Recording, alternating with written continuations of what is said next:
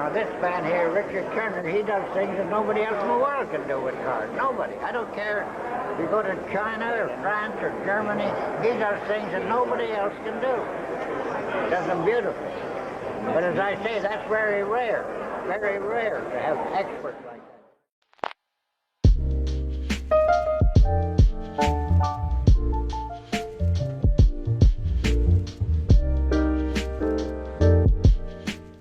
Всем привет, дорогие друзья! Мы снова на канале About Magic, и сегодня у нас в гостях выдающийся человек, мировая звезда карточной магии, впервые в России, мистер Ричард Тернер. Привет, Russian magicians! Привет, привет. So, Richard, I will ask you a couple questions. Do you remember how you got interested in card tricks and how old you were? I started working with cards when I was 7. We were a very poor family. We had 4 games: Monopoly, chess, checkers, and a deck of cards. And I was the oldest, and I didn't like to lose. So I started figuring out ways to where I would manipulate the cards so I always won when I played cards with my sisters.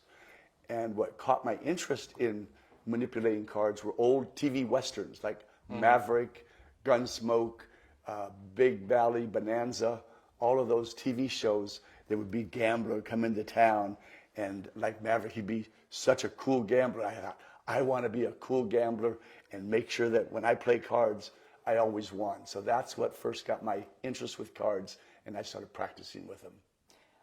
Who's your idol in the world of card magic? Who influenced you and why? My idol in card magic was Dai Vernon. I met him in 1975. I'll give you a quick story. I found out I was working on a TV show with a guy named Bob Yerkes, Y-E-R-K-E-S, teaching people how to swing on the trapeze, how to tightrope, how to take high falls, stunt work. And we would train celebrities. And a guy named J.C. Wagner said, Dai Vernon would like to meet you. I just turned 21. And so I was old enough to go in the Magic Castle. I found out the night before I had to have a suit to get into the Magic Castle. A suit and a tie, dress. And I didn't have a suit and a tie. I thought, oh my gosh, where am I going to get a suit and tie? So I went to the shopping center and I went into a men's store. I put my cards on this coat rack, and I'm looking at coats and looking for the cheapest one.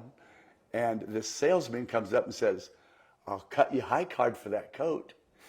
And I thought, this is my lucky day. Yes. I thought, okay. And he goes, no, I'm just kidding, making a joke. I said, tell you what. I said, come over here. And we went to his desk where they have the cash register. I took out 2 2s and a queen. I said, watch, 2 2s and a queen. I said, if you find the queen, I'll pay twice as much for the coat. If you get it raw, if you don't get it, you give me the coat for free. He said, really? I said, really? Well, I threw the cards. He missed. So I got a coat for free. I said, tell you what, I'll bet the coat against a pair of pants. So I did it again. He lost the pants. I said, tell you what, coat, pants for a tie and a shirt. I walked out of there with a brand new suit, and I didn't pay a dime. And that day, the next day I went to the Magic Castle, and waiting for me was Dai Vernon. And with Dai Vernon was a famous actor named Tony Giorgio, Giorgio. In the movie Godfather, there's a scene where a guy takes a knife and stabs it in his hand. And he pins the guy's hand to the bar. And the guy, and then they took a piano wire and they garroted him to death in the movie. The actor that stabbed it he played Bruna Tattaglia in the movie. That was Tony Giorgio. And I'm with Dai Vernon here, and Giorgio's sitting over here at the castle, just the 4 of us. Vernon, Giorgio over there, and my friend that brought me. And I'm showing stuff to Vernon, and Giorgio would yell, won't get the money, won't get the money. That means it's not good, not good. Won't get the money means it's not good enough to win at a poker table. And I'd show something else, and he'd yell again, way over there, not even in part of our group, won't get the money. And then I showed Vernon one of the things Well, one of the things I was doing, the way I was doing my handling, Dai Vernon said was very unnatural. He said, that's too suspicious. He says, I don't care how fine the brief is. When you deal like this, I know you're up to something crooked. So it's not natural. And then I showed him my casual second deal, this one here, and he goes, now that one I like because it was more naturally done. It wasn't as suspicious looking. So that's when I first met Dai Vernon, and he took a liking to me. For some reason, he liked this crazy kid. And so I had the privilege of working with him for 17 years. And because I was crazy in my practice time, I would practice like 10, 12, 14, 16, 20 hours every day. Average was 14 hours every day practicing with the cards, 7 days a week. And he would see crazy me like he was crazy. So then he started teaching me things. And then he started teaching me things that he didn't teach anybody else. And then he started tricking me. I'll explain. Because I couldn't see exactly what he was showing me, he would say, Richard, this is how it's done. He said, your hands need to be very relaxed, very naturally held. And then when you go to take the card, all your fingers should be on this side. Because when you hold the deck like this, it's suspicious to people. They know you're going to do something crooked, dirty. You're going to cheat. So if you act like there's no tension, no effort, because he said a 4-year-old can deal a card off the top. So when you deal a second card, it has to be just as easy as if you're dealing it off the top. And so he tricked me. He didn't describe the moves to me in the way that he could do them or the way that anybody else could do them. He described them to me in the way he wished he could do them and he wished they could be done. And because I believed that he could do them, I thought, if he can do them, I can do them. So I practiced, 1,000 hours, 2,000 hours, 4,000. Then I come back and show him, and he goes, Richard, that's it, that's perfect. And so he, because I practiced so hard, he kept giving me more and more challenges, and he would trick me, like I said, making me think that he could do it, but he could not do that. Mm-hmm. So Dai Vernon is my mentor with cards.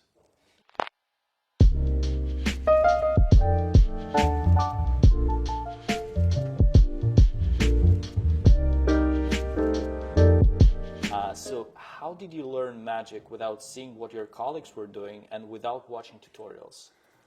Very good question. I've never read a book. I've actually only read 2 books in my life on magic. One, I listened to Erdnase, Expert at the Card Table by S.W. Erdnase. But it was read by this old lady.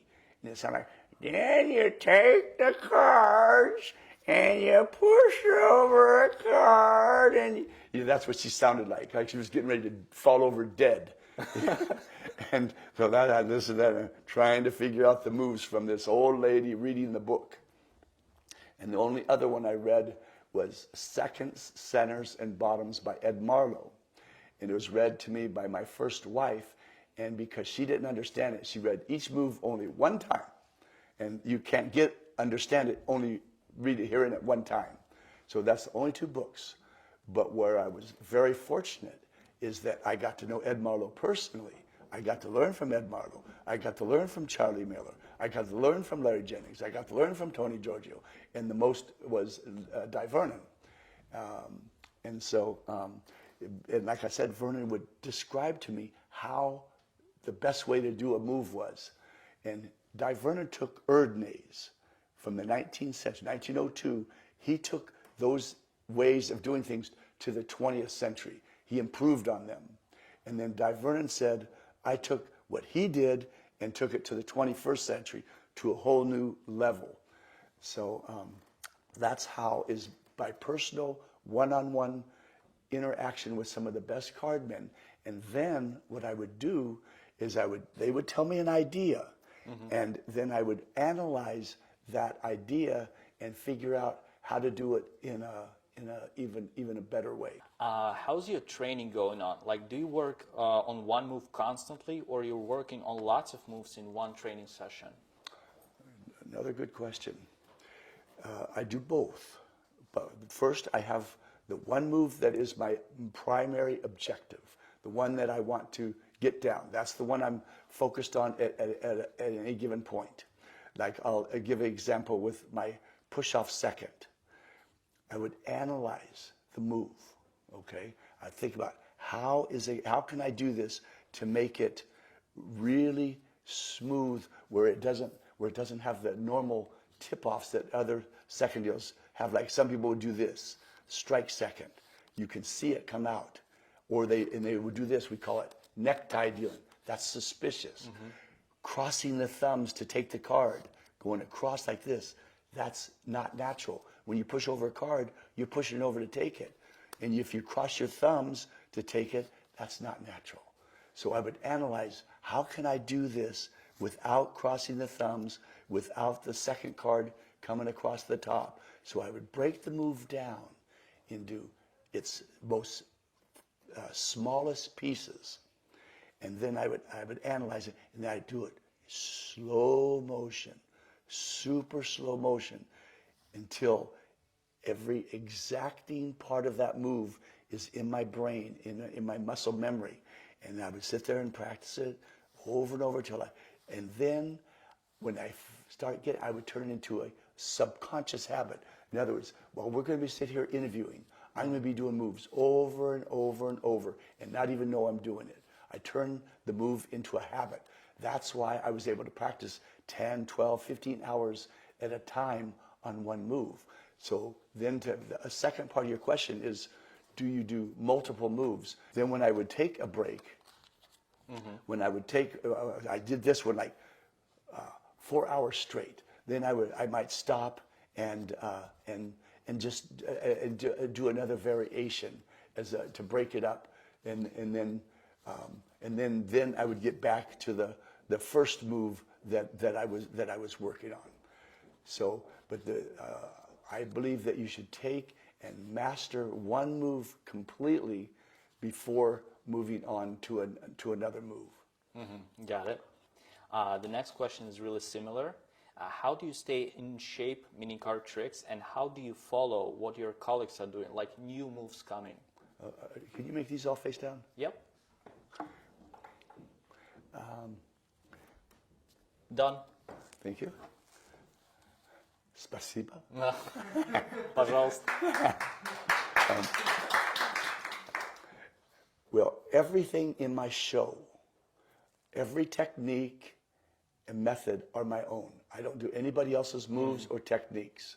So you saw my show, and you watched how I dealt from the bottom. You saw how I dealt from the middle.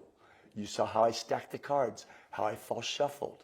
All of those are my own methods and creations. So like I said, I have an objective. How can I shuffle the cards, say Pharaoh shuffle, and then and strip them out? You know, so I think of my objective, and then I will practice it. So all the, like I said, all the moves in my show are different than the way you've seen your classic magician do them, because they all started with a book, right? Yep. And in that book, they like Erdnase, like this, hold the cards, mechanic's grip. So everybody holds it like this, and that now is suspicious. And because I did not have the book to have a picture the way they did, that's why all my moves look different. And Dai Vernon said, and Charlie Miller, if you know who he was, and Tony Jordan, all of them said they've been greatly improved, much more natural and much more deceptive. And how you're practicing your tricks on spectators, since you don't know what and where they're looking at? That's a tricky question. Yeah, I can feel people's looking. I can feel when people are looking at me. And here's the thing. If you want to get a move down where you could do it in slow motion and they still can't see it. If you could do it right under their nose in slow motion, because your technique is very, very clean, then it doesn't matter where they're looking. When I do my show, I'll tell them they can watch from anywhere they want. They can watch as close as they want. True. You remember when I was on Penn and Teller? Teller was like this. Yes. And then afterwards, when I went and I performed live with them a year later, Penn would tell the story that Teller was 2 inches from my hands like this, watching, and he says, Teller says, well, Penn says, Richard, you're not helping at all. And Teller says, all you're doing is hurting my brain.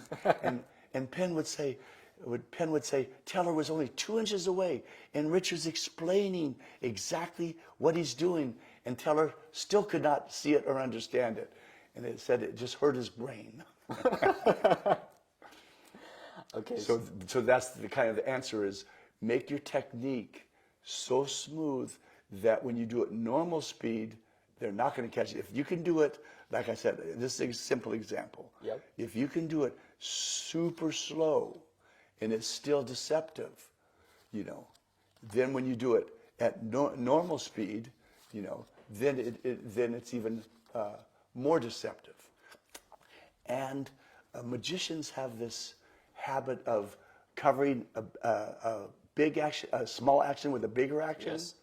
And that, with gambling, will get you shocked. Yeah. In magic, it's okay. But at poker table, that becomes suspicious. Mm-hmm. And where I'm from in Texas, lots of cowboys, lots of gamblers, lots of people bang, bang dead for trying to do that at the card table. Yeah. Okay? So, and I say that sometimes the bigger action, instead of trying to, I'll tell another story. Tony Slidini. Have you heard of Tony Slidini? Of course. Me, Dai Vernon, Slidini, we traveled together. Okay, Las Vegas, New York, a lot of places. Slidini was like our tag-along, if you know what I mean. It would be me and Vernon, and Slidini would say, can I go too? Mm-hmm. So he was always with us. And one day we were at the Aladdin Hotel in Las Vegas. And Slidini says, Richard, when you do your second, go like this. Go like this. It'll make it even harder for people to see. Mm-hmm. And Dai Vernon says, don't do it like that. That is suspicious. Tony does not understand the way of the gambler. Don't listen to Tony Slidini. And so to get back to the point, you're trying to cover the action of taking the second card by this big action here, when if you do it with a little action, in other words, no action. See, I have no action. I rest my hand on the table, so there's no movement. But yet, it can be more deceptive because now the normal action of taking the card, this becomes the big action that hides the dishonest part of it, because all the tension is over here on the hand taking the card. Does that make sense? Yes. So instead of trying to hide it, let all the attention is going to be on this instead of going like this and drawing their suspicion on you. For me, you're dealing first. All I can tell. They're all second. Yes. No, never a first. I cannot see that. I cannot see it. Are they face down? Yeah, all face down. Thank you.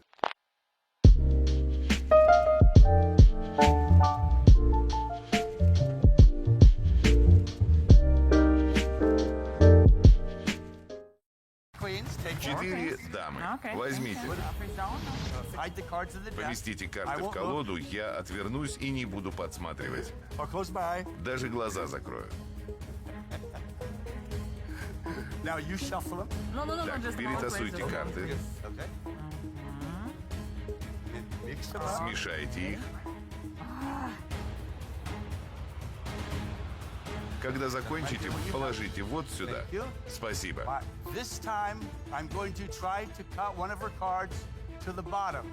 Смотрим.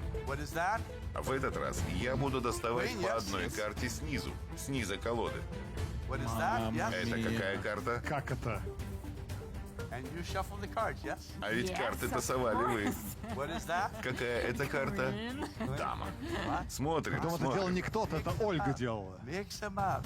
Потасуем, потасуем, потасуем. Еще разок. И еще раз. Смотрим. Она?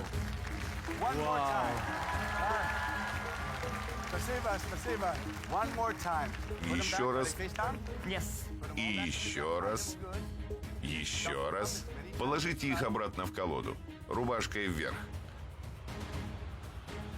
Только спрячьте получше и перетасуйте. Можете даже дать зрителям перетасовать, если хотите. Или жюри. Так, хорошо. Готовы? Мои пальцы как бы видят карты. Я разделяю колоду посередине. Из центра колоды. Из самого центра. Это какая карта? А это? Смотрим еще раз в замедленном действии. Да ну нет! Да ну как? Вообще, это что такое? I just checked the card. Yeah, I just checked. Ну это нереально, ну.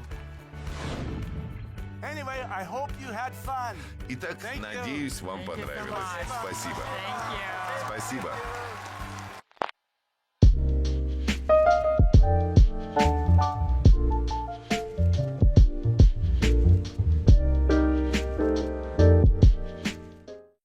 Okay, so we got to the next question. What is the most important trick in your life? Maybe the one you were working for quite a long time? The one where I let you shuffle, I let you tell me how many players for poker, and I let you tell me which player you want me to have the winning position, where you want the winning position. When I first came up with that combination of ideas, of combining this technique with this and this, I was at the Magic Castle with Professor Vernon. We're standing at the bar. He's sitting, I'm standing. I said, Professor, what do you think about combining this and this and this? And Professor Vernon says, you want me to do it in my Vernon voice? Okay, sure. Professor Vernon, well, it can't be done, Professor. You can't do it. Your hands can't move that fast. You break rhythm. Your hands can't be that sensitive. It's not possible to do. And I thought, oh, and I was depressed for about 10 minutes. I stood there going, oh, he says it can't be done. And I thought, for 10 minutes, I was sad. And then all of a sudden I went, hold it, but I can do it. I said, Professor, come watch my show. So he comes into my show at the Magic Castle. After the show, he goes, Richard, what the hell were you doing in there? What the hell were you doing? I don't understand what the hell you were doing. I said, remember when you said you can't combine this technique and this technique? That's what I'm doing. I don't understand how the hell you can do that. How are you going to give them always the good cards? So that is my favorite thing to do. And if you want, I will do that for you right now as one of the things if you want to see it. Yeah, let's see it, of Okay, course. okay. Shuffle them up. Done. Okay. We have a kind of we'll use more some of this other area. Okay. We'll give the deck a cut. And how many players? Four. So it's small. Four or five. Let's say 4. Where do you want to sit? 1, 2, 3, 4. Which one is you? I'll be number 2. Number 2. 1. This one's you right here. Yeah. Number 2. Number 3. Number 4. Number 1. This one's you right here. Number 2. Number 3. Number 4. And now we have the face-up cards. 1. This one's you right here. Number 2. Now watch this. Mix them up some more. And you can even keep high cards. You can even take cards out of the deck and give me back whatever you want. Here you go. So we have number 3 and number 4. Yes. Number 1, and you chose number 2. Do you have cards in your hand? Yes, I have. Switch with me. Shuffle them and switch with me. Okay. Did you shuffle them? Yes? Yes. So you just shuffle these, right? Yes. And you just hand them to me. What's this first card? What's that? Ace of Diamonds. What's this one? Jack of Hearts. Player 2, player 3, player 4, player 1. This one's you right here, number Yes. 2. What's that? King of Hearts. King. Switch with me. Did you shuffle those? Switch. Let me Or shuffle a little bit. Yeah. Anything you want. Done. Switch. Okay. Jesus. Okay. And here's player 3. Yes. And here's player 4. And so far we have 3 face-up, yes? Yes. 3 One. face-up. This is the last face-up one. What's this one? It's the 10 of Diamonds. Take them back, mix them up some more. Okay. I will add them to the full deck. You're the boss. Okay. Okay. Here we go. Okay. And we have player 3. We have player 4. Now we have what's called down and dirty. 1. You chose 2, 3, 4. So You shuffled Yes. many times. You chose 4 players. You chose this one to win. And in poker, in 7-card stud, they have what's called high spade wins half the money. Make sure I get all the cards Yes, here. all the cards here. Okay. 1, 2, 3, 4, 5, 6, 7. So whoever has the high spade as their face down card wins half the money. So let's see what this hand has. What's this one? 10 of diamonds. 10. It's a king of hearts. King. Jack of hearts. Jack. Ace of diamonds. Ace. So you're sitting on a belly buster. What's this? It's the queen of spades. 10, Jack, Queen, King, Ace. And we're playing high spade in the hole. What's this? And that's an ace of spades. There's the high spade in the hole. That's a queen of hearts.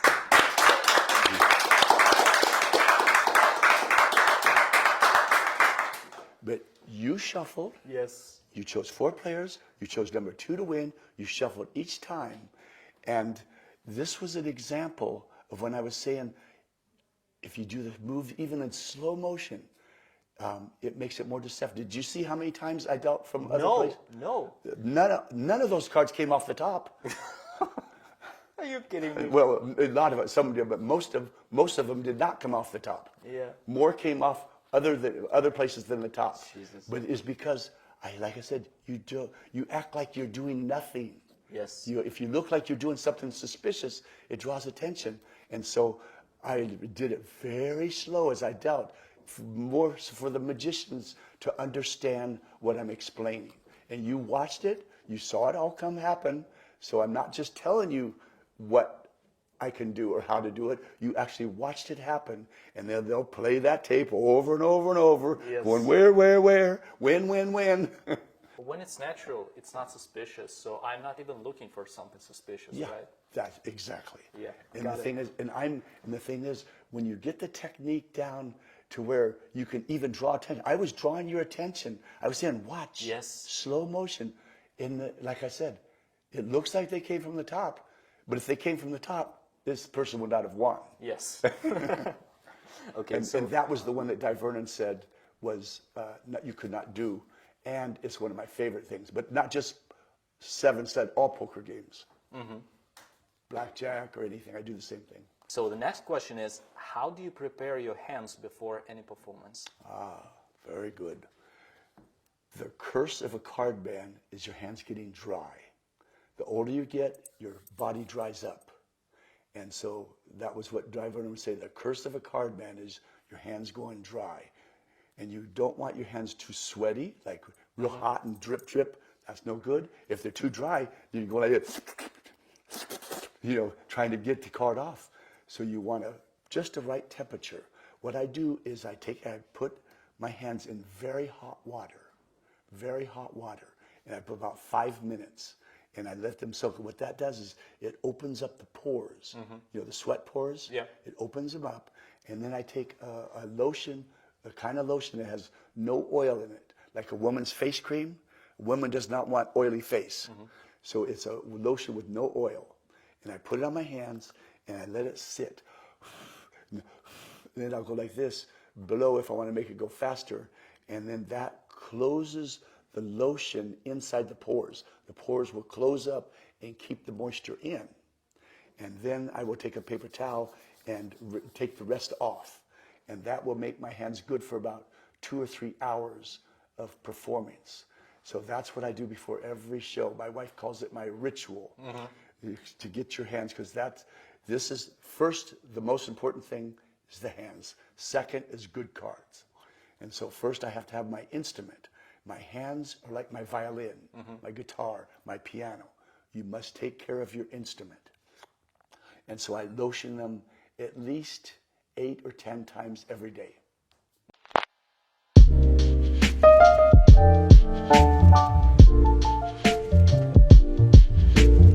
Wait. Three. Two.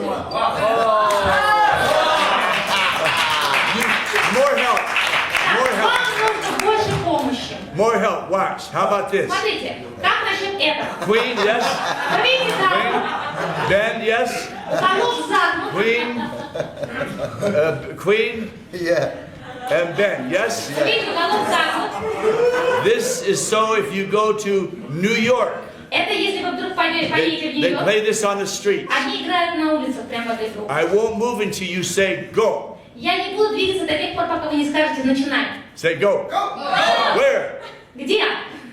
Two. Oh. So sorry. Мне так жаль. I'll give you a souvenir. Я вам дам маленький сувенир, утешительный приз. You want a queen or two? Which one, Brad? Итак, 2 или дам? Queen? Queen. Queen. Take it. Возьмите ее. Show everybody. Покажите всем. What did you get? You got two? Yeah. Okay. Asking about queen. Yes, and you got the wrong one. Wait, is this your queen? Это No, дама. this is two. That's your two. Yeah. So you missed. Yeah. Okay. I'll give you a chance to get all the money back. Теперь так, я дам вам шанс отыграть все деньги. You had better luck with twos. Итак, вот с двойками вам не везет. Turn over a two and you owe no money. Otherwise, everybody owes me a lot of money. Итак, 1, 2, 3. Turn one over. переверните Turn любую over карту. a two. Две карты переверните лицом вверх. Turn them all over. Теперь все переверните. What are they? Какие они? Turn them all over. Еще все. All tens? Three. Yeah. Look under here. Look under here. Look under here. Look under Смотрите, что here. здесь. Look under here. Look under here. Что здесь? Oh yeah. See, when the money gets big, I trick you.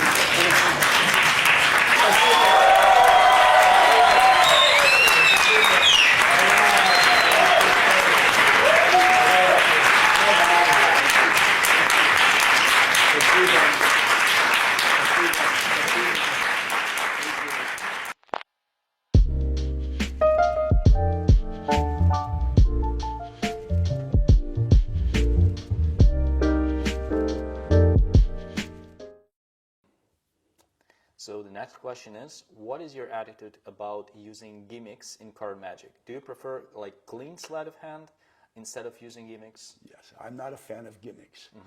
I call it, a nickel and dime magic. But there are people that they don't have the time. They don't have the time or the years, or they can't afford to do the manipulation or the more difficult stuff. And that's fine but if they're doing it professionally, they should do their own stuff. They should not be another version of another version of another version of the same person. I think that people should use, if they want to be professional, they have to stand out. And you don't stand out if you're another copy of somebody else. If you're just an imitation of somebody else. I had this one guy, his name was Joe. I'll just call him Joe. And he would see something and he would steal the idea, and the next day he would try to do it in his show. And sometimes he didn't even practice and it would look bad. Yes. Okay. You often work with the deck shuffled by spectators. Do you use stacks in your tricks at all? No. One of the things I do in the show is I show how I can stack the cards. But I do not use a stack deck at all. Because then you too much to memorize. The people memorize, like Simon Aronson, he had a stack deck routine. There's some very clever ones out there, but I've never done it. I've never done that. How would you classify different playing card surfaces, like soft, solid, ribbed, rough, and which surface works best for you? As you know, I'm the touch analyst for U.S. Playing Card Company. They're the biggest card maker. They make the best cards in the world. Bicycle is the most recognized back of cards. This is their best card, is their B. Second is Bicycle. They started making Bicycle in 1880s. They started making B in 1892. That's what the 92 stands for. Yes, is when 1892. 1892. That's when they started making them. And that's called B92. And these were always their casino quality cards.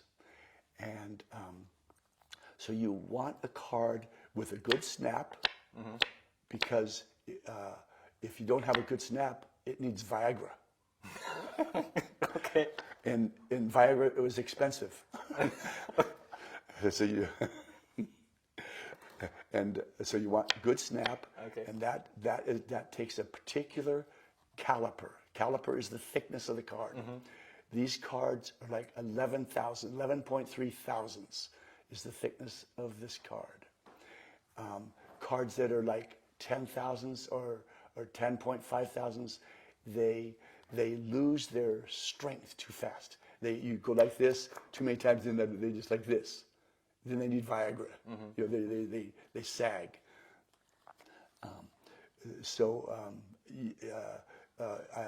And you have to have a deck that's what's called embossed. You've seen the smooth decks. You can buy them from China, and they're what we call glossy. And the thing about that is, when you first, like you're going to do a second card with it, very smooth at first. But the reason a deck is embossed means, like, take your finger and go like this, like that. You can feel the ridges, yes? Mm-hmm. I actually counted them one time. Really? And I told the director of research and development at U.S. Playing Card Company, how many ridges? I counted 105. And he went back and they used their microscopes and goes, my gosh, that guy's crazy. But the reason why you want them embossed is because they can breathe. Mm-hmm. They can breathe. Because when you're playing with cards, your hands have natural moisture, right? Mm-hmm. And they just sweat. And so if they can't, when you get moisture, fingerprints on the cards, the embossing lets the card breathe. If they're not embossed, they're the smooth ones. At first they're smooth, they're good, but then they will start sticking together. You'll push over one, and two will come because it's like, they stick together. Mm-hmm. So that's why you don't want a deck that's not embossed. And then you also want a deck that's properly cut. I call it traditionally cut. With a deck of cards is a sheet of paper. It's like this close-up mat, this shape. It's 56 cards. 8 cards, 7 rows, okay? Mm-hmm. And when they cut them, they will slice them into 7 spiles, okay? And then they're stacked on top of each other like this, okay? And they go through what's called a punch, like a cookie cutter. And the cookie cutter will go through that paper, and then the card will fall. It will cut it out, and it falls into a stack of 52. And when they punch them, they punch 7 cards, 8 cards a second. So it takes 7 seconds to punch one deck, to make it, because it takes all 8 of them in 1 second. Now, but you want the deck where the blade goes through the face of the card. And that is so important, because when you cut something, like if I'm going to cut this thing with a knife, when you push here, this is the smooth side, right? Mm-hmm. Because the knife is pushing into it. Underneath would be the rough side. Like if you saw wood, on the top is smooth, underneath it's rough. Yep. So the reason why you want a deck where the blade goes through the face is almost every shuffle, you shuffle like this. You start at the bottom and go up, right? Mm-hmm. So if they're properly cut, they're rounded. You can feel. See, this is the rounded edge. This is the sharp edge. Mm-hmm. Round. So you go ahead and feel. See, that's the sharp edge, and this is the rounded edge because the blade went this way. Yeah. Okay. And so you want it cut where the blade goes this way, because even this like this shuffle, you're still starting at the bottom and going up. Casino shuffle like this, still at the bottom going up. A Pharaoh shuffle, bottom going up. A one-hand shuffle, they will slide into each other much easier if they're this way. If they're cut upside down, which almost all cards from China are cut upside down, it's like shuffling the deck this way. Mm-hmm. They bind up. You go to shuffle it, and they bind up. In fact, you could feel the difference. Shuffle face down, and then shuffle them face up. And anybody, when they do it, they'll now turn them over and shuffle them the other way. So it's face down, now it's now turn them face up, now shuffle, and you'll see it's not as easy. Yeah. And that's because... That's hard. Yeah, and that's... Thank you. Yep. And so many decks now, they cut them backward, where the blade goes through the back, putting the round edge on the back of the card instead of the face of the card. Mm-hmm. And that makes for a card that's not as good. And so that's another element. And then there's a moisture level. People didn't. Did you know there's a moisture level in this card? No. No, nobody. You don't think about that. Nobody thinks about that. So much details. Yes, the moisture level I like is 4.5% moisture level. They were doing 5.2% moisture level was average. Okay, that was the moisture level of a card. It's 5.2%. But that moisture level, they get cakey. If you have a deck that kind of goes like this faster than other decks, where they kind of get soggy, that's because they have a higher moisture level when they made the card. So you want a moisture level of like 4.5%, but only I and a few people know that. The people that when we make the cards at U.S. Playing Card Company. Okay. But that's the inside details stuff. But anyway, so you want, and the reason why you want a lower moisture level is it has a better snap for a longer period of time. Yeah, got it. So much details. I didn't even think about this. Yeah, well, that's because I've been their touch analyst for over about 25 years now. Whoa. For U.S. Playing Card Company. In fact, you can, the president, are you familiar with U.S. Playing Card Company? You have bicycle cards, yes? Yes. They make them. I do. B, they make them. Tally-ho, they make them. Hoyle, they make them. All the big labels, all made by the same company, United States Playing Card Company. They've been making cards since 1867. Is it Cincinnati? In Cincinnati, Ohio, yes. But they just, about 8 years ago, they moved across the river to Kentucky. So now they're in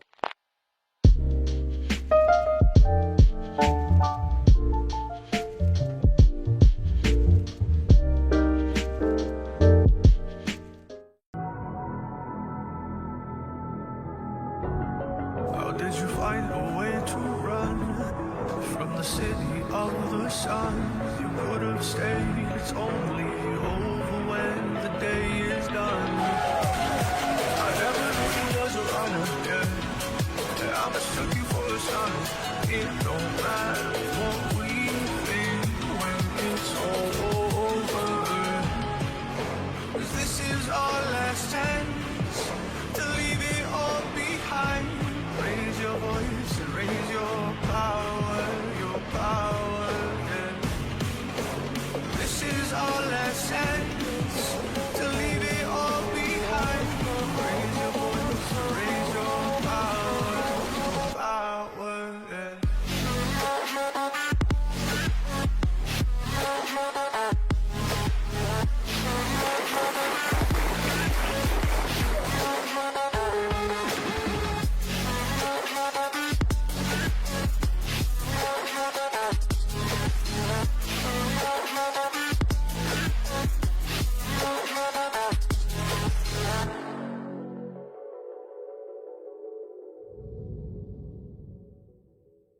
So the next question is hustlers and magicians theme. Do they have a lot in common? No. That's it. Let's go to the next question. Yeah. That's a kind of quick question. I'll give you a quick reason why. Yeah, okay. Magicians can use misdirection. Yes. Like, look over here, steal something over here. Yeah, gamblers, you cannot use misdirection. You must follow the exact procedure, the etiquette, the formality of the game. And if you do anything out of normal, then that becomes suspicious. Yeah. And then that draws heat. And when there's money on the table and they think you're taking the money, people get upset. So magicians can use misdirection, but at the card table, you cannot use misdirection. And to deal, the moves for the card table are just many, many times more difficult. Like a magician would do a double lift, right? Yep. Many, many magicians can do a double lift. But how many magicians can do a push-off second deal? Very, very few. So the techniques are much more difficult. Yep, got it. You already mentioned it, but can you tell us in which movies did you play? Like maybe you replaced some actors' hands. You remind us of Godfather with Al Pacino, right? Uh-huh. Yes, so... and Marlon Brando. Godfather was Marlon Brando. Marlon Brando. Also you can tell about how you show the tricks to Al Pacino. Oh, that's true, yeah. I performed for Al Pacino. And I entertained Al Pacino and lots of famous people like Johnny Carson. I had Johnny Carson here, Gene Kelly, a very famous actor, dancer, over here, Gregory Peck, another very famous actor, all at the same time. And Gene Kelly saying, Johnny Carson says, Johnny, how's he doing this? You understand this stuff? And Johnny goes, I don't know, but he sure does it beautifully. And Gregory Peck says, he's my new poker partner. But, and then I've entertained people like Jamie Lee Curtis. I'm trying to think of people that you would know. There was a movie called Tree of Life with Brad Pitt. And they wanted a scene where Brad Pitt lost every time. And three people said, you have to have Richard Turner do that scene. And then when they first contacted me, they said, will you shave your beard? I said, no, because it was 1950s casino, and they didn't have beards then. They said, will you cut it real short? I said, okay, I'll do that. And then when we went on set, when we were going to film the thing, they said, what size do you wear? And my wife says, he wears the same size Brad Pitt wears. And they didn't even measure me. And so they got the casino, it fit perfect. And I thought, how did my wife know I wore the same size as Brad Pitt? I thought it must be a girl thing.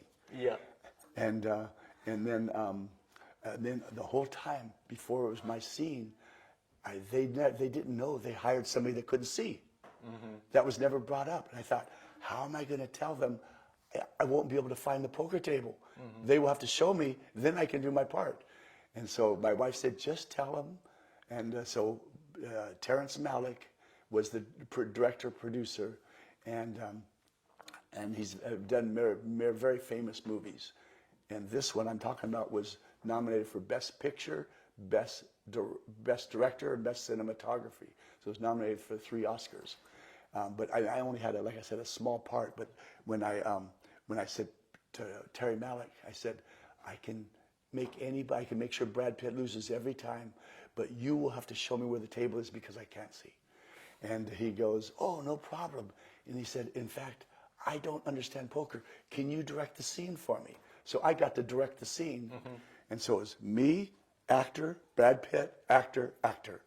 And we're playing blackjack. And you know, as I'm dealing, I'm making sure Brad Pitt loses every time. Yeah. And then, and I told him where to put the camera. So like if I'm gonna, I hop the deck after every cut. You know, I'd hop the card. I'll do it again. See what I'm saying? Yeah, I'd say cut the deck, and then I'd hop the deck. And I'd say to catch that, watch it from right here, so they could catch some of the cheating moves. And then Brad Pitt, in between scenes, I'd show him something. Brad Pitt would go, "Did you see that? Did you see that? How did he do that?" And Brad Pitt got more and more excited. And every year I get a note from Brad Pitt saying, "Tell Richard Turner Brad Pitt says hello." But probably the most fun celebrity that I got to know and entertain was Muhammad Ali. Oh. He became a friend of mine, and everybody knows who Muhammad Ali is. Yes, I also know his another name, like Cassius Clay, I guess. Right? Yes, when he was born, his name was Cassius Clay. Then he changed in the 1960s. He changed his name to Muhammad Ali, and there was a contest in Las Vegas. Siegfried and Roy, they had the Lion and Tiger Act in Las Vegas. They hosted a get-together. It was the first one, the first paid competition of all close-up cardmen and magicians from around the world.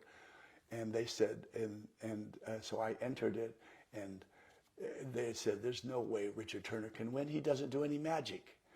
His is nothing but gambling stuff." And Dai Vernon says, "You watch. He will be the winner." And I was the winner.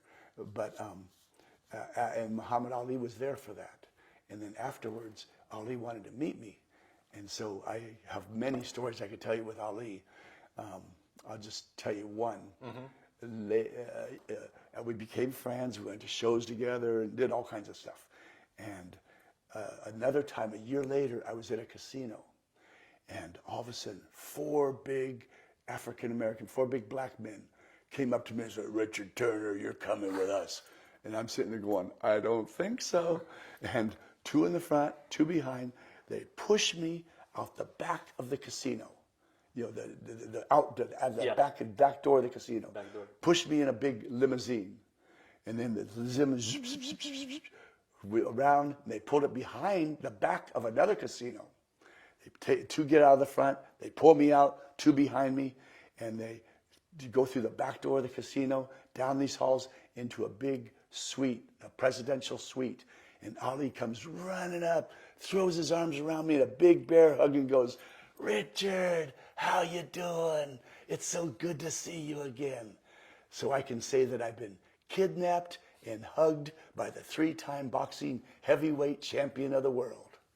Cool. That's a cool story. Tell us about new feature film about you. Who is the director of this film and who will play you?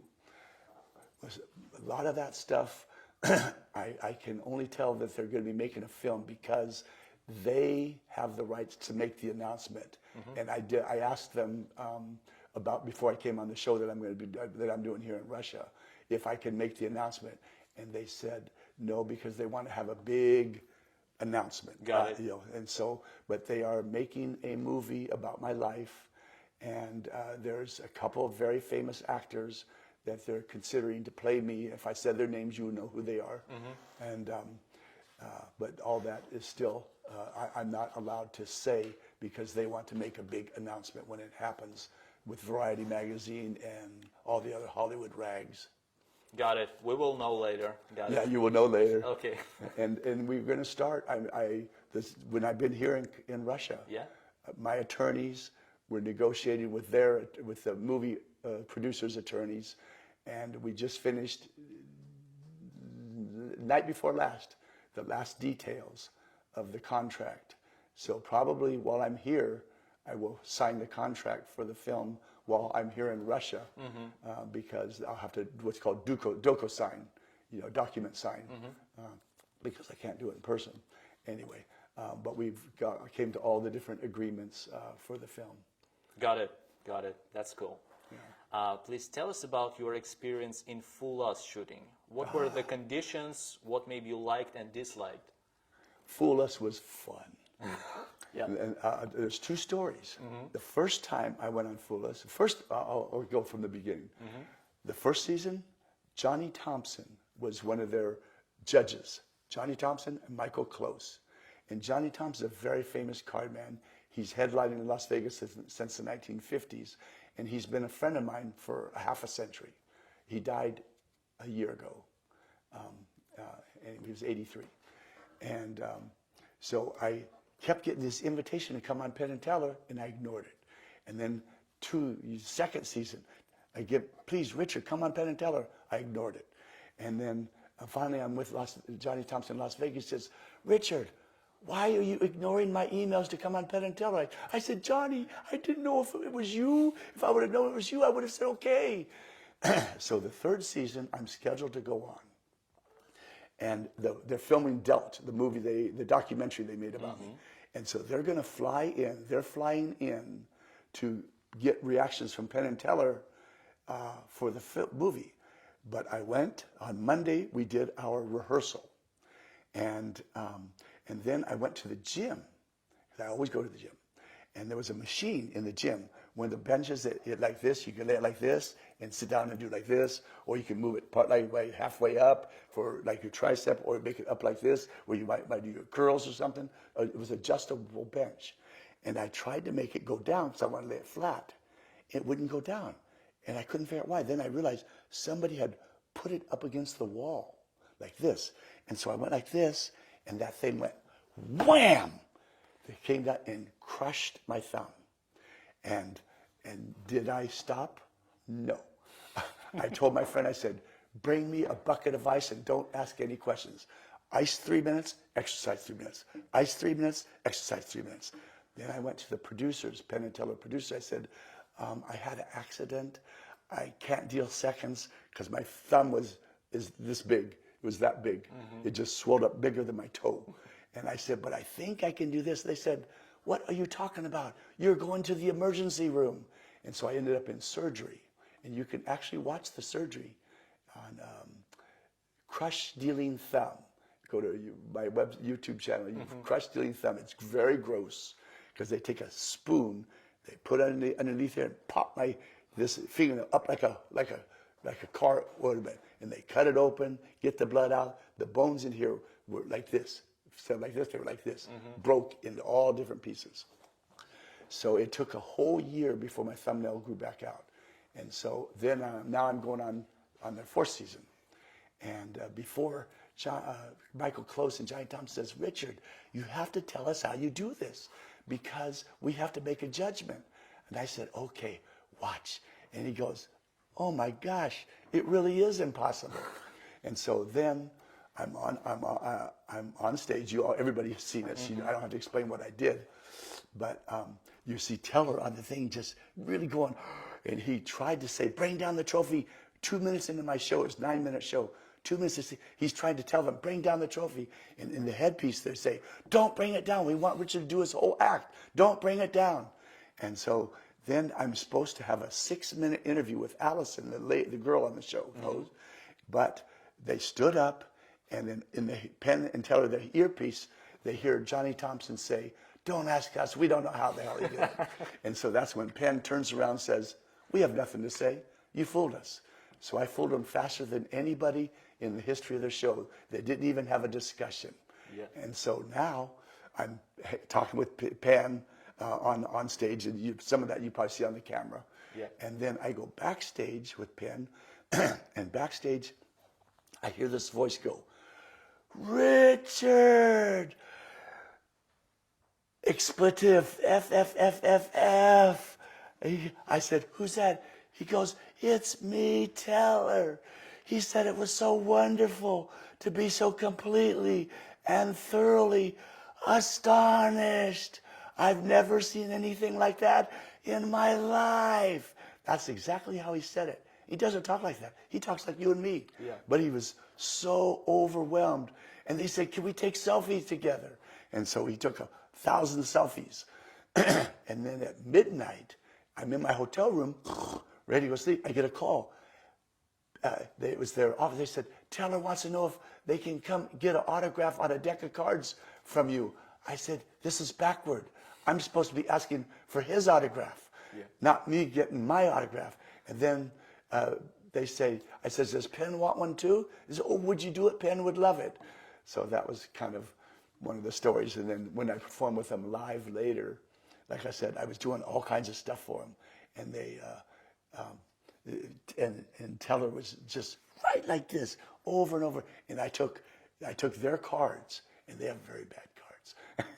And Penn says, he even took our radio cards and did it with our cards. And Teller's still going, what the heck did he do? Yeah, that's a cool story. Anyway, hope you all had fun, everybody. Thank you. Thank you. Thank you so much, buddy. Thank you. Thank you, Teller. So great. Richard Turner. Let me clean up my mess out around the way. Fantastic. Here's some more. Thank you. No problem. And you and I just go business. Yeah. We got nothing to say. He fooled us. Oh my Get your rights. goodness.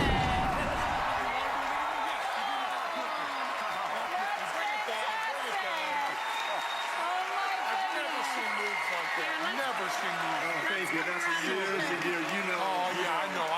You got the trophy here. I want to make this very clear to you, Richard. This trophy we're giving you, it says on it, from the bottom of our hearts, Richard. From the bottom of our hearts. Well, thank you. There you go. There you go. Oh, wow. Thank you.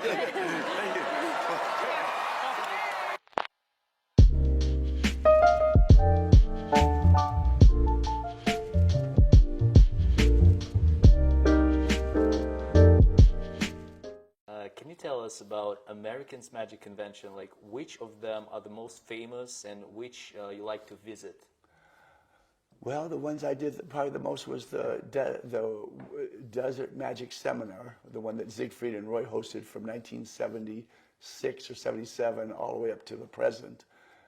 That was the one I started going to, 40 something years ago. Called the World Magic Seminar in Las Vegas. And I was last time I was there, I was one of the headliners with, at that time, Leonard Green was performing, we performed together. Then Magic Live is probably one of the most prestigious magic conventions. I was the entertainment there 3 years ago, I think it was, with Stan Allen, very nice man. But Magic Live is probably one of the biggest ones there. But I don't go to a lot of conventions because I'm busy performing. Magicians that don't have jobs, they go to magic conventions. Got it.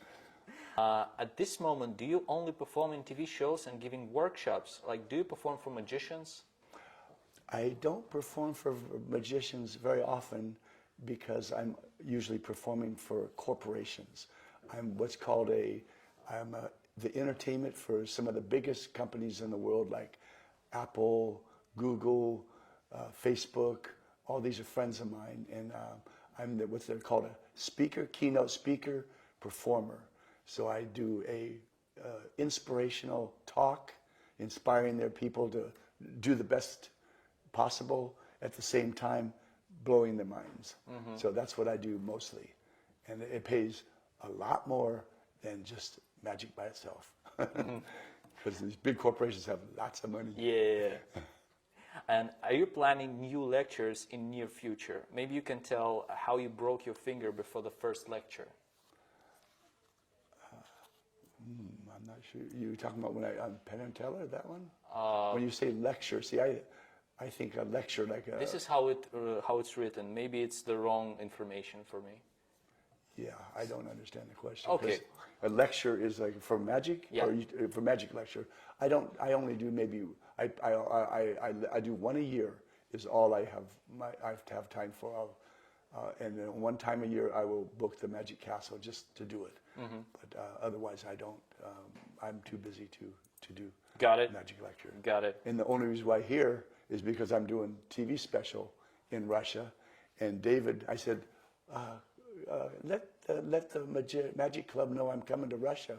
And we got a hold of first Dmitry, and then Dmitry to Kate, and they said, oh, please come. Can we do lecture? Can we do this?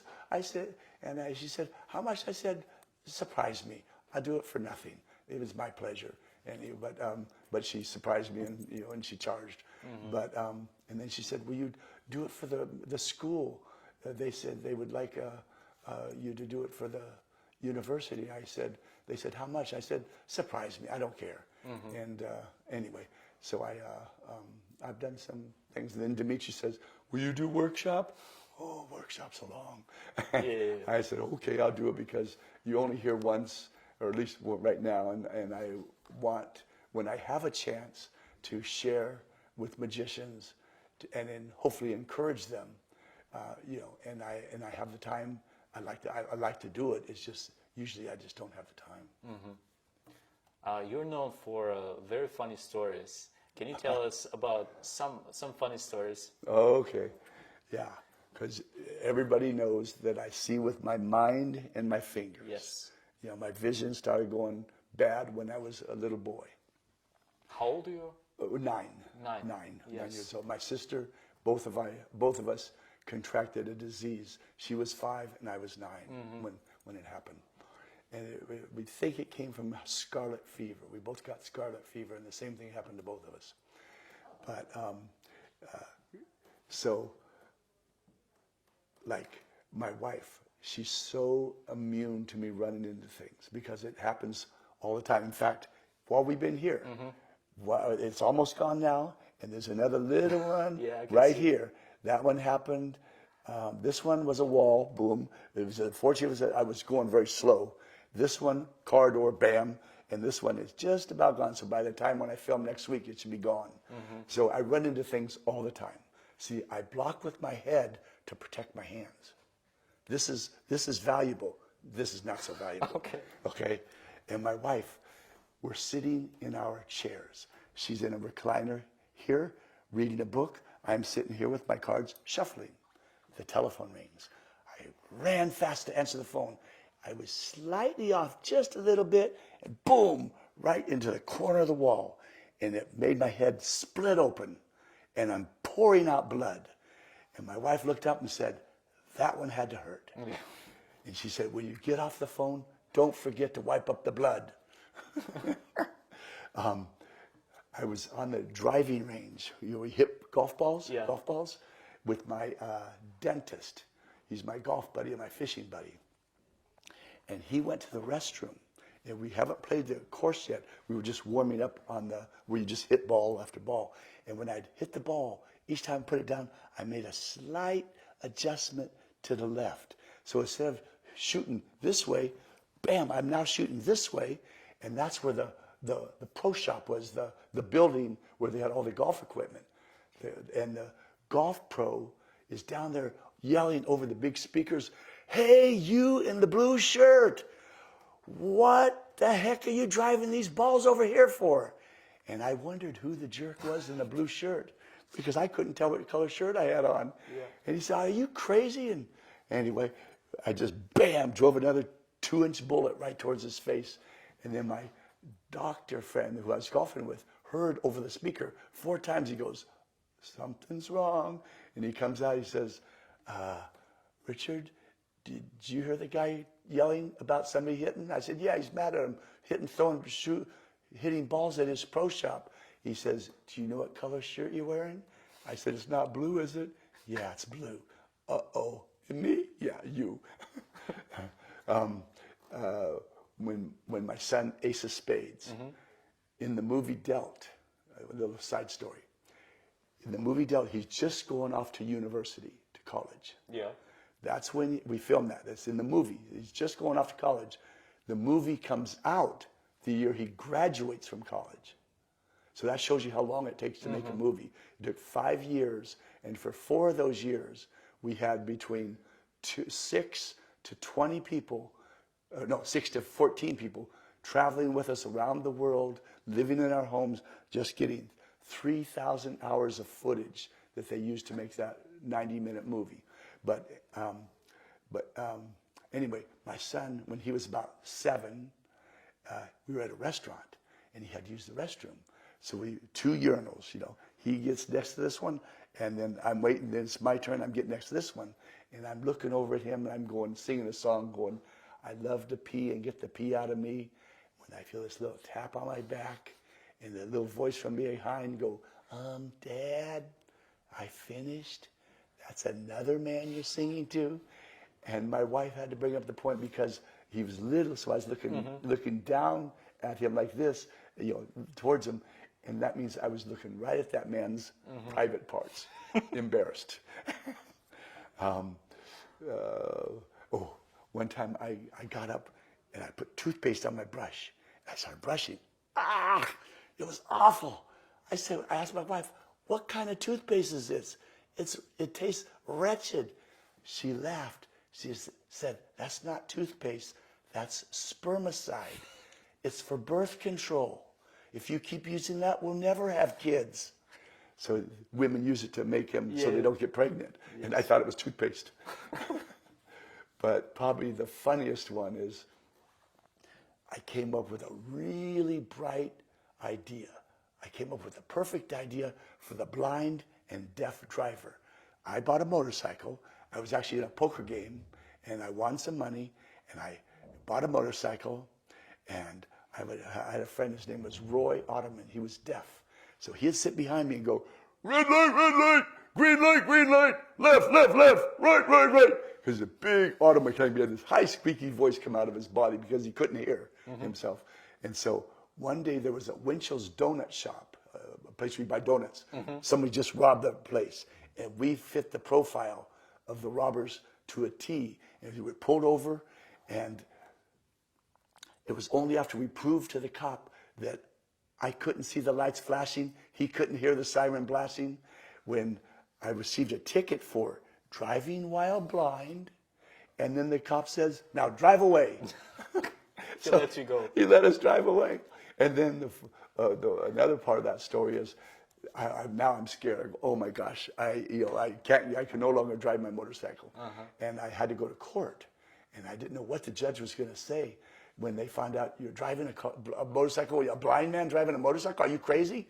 And so I'm waiting, and I get up there, and they changed judges, and his name was Judge Lord, and they said, "You better hope you get Judge Lord because he's a little nicer."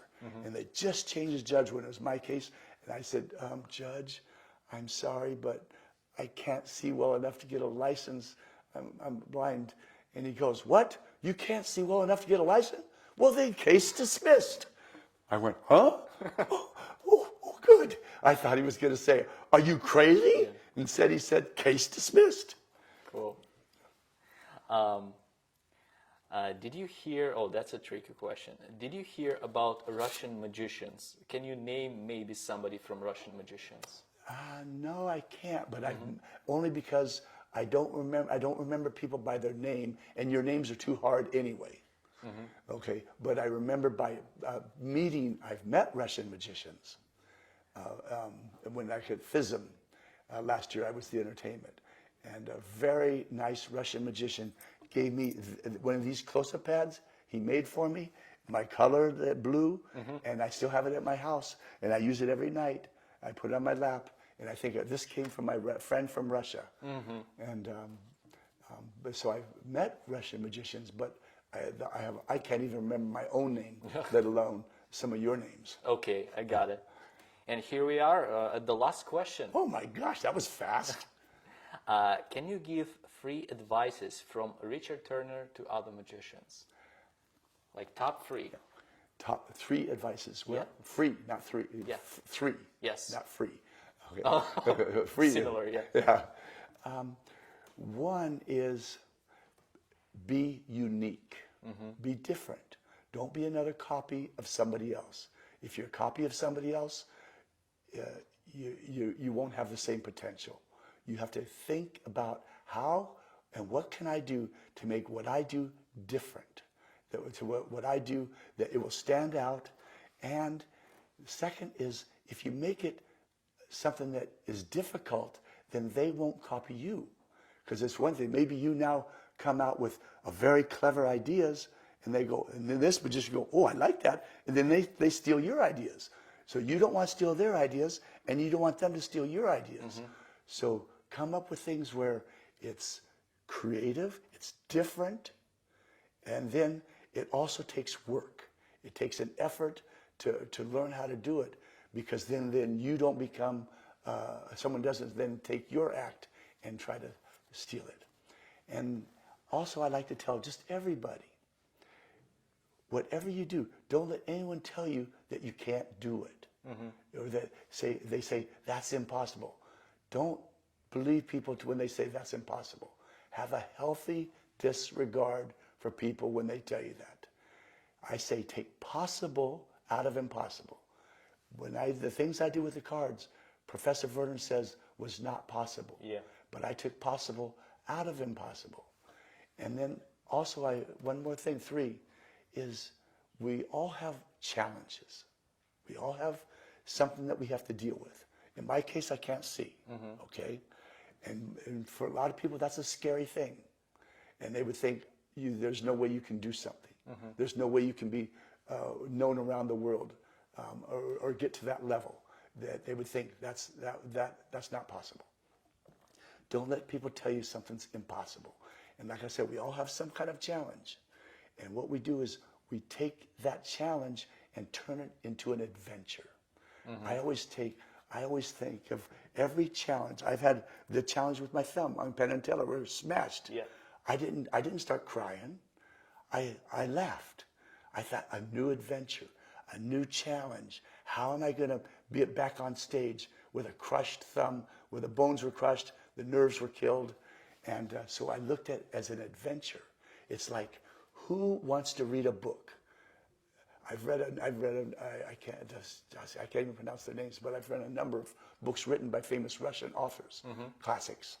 And who wants to read a book where, oh, he runs the race, he wins, he climbs the mountain, he climbs to the top, he gets married, he's in love forever. You have to have the ups and downs, you have to have the challenges, because life without challenges is like reading a book where there's no conflict. Yeah. You follow what I mean? Yes, I got it. So you have to look at every situation that you come in your life. If it's poverty, or if it's the fact that maybe your parents were not very nice, you had a hard upbringing, or maybe you have no money, or maybe you have too much money.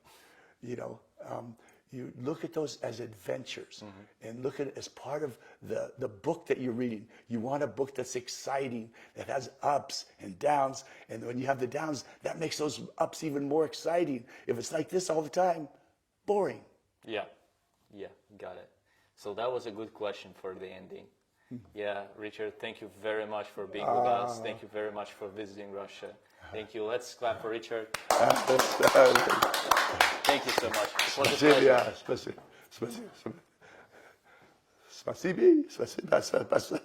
Спасибо. To all my Russian friends, all my Russian magician friends, thank you. It was such a pleasure to meet you. I can't wait to see you again. Hope you enjoy the show. Take care. Until next time, Richard signing off.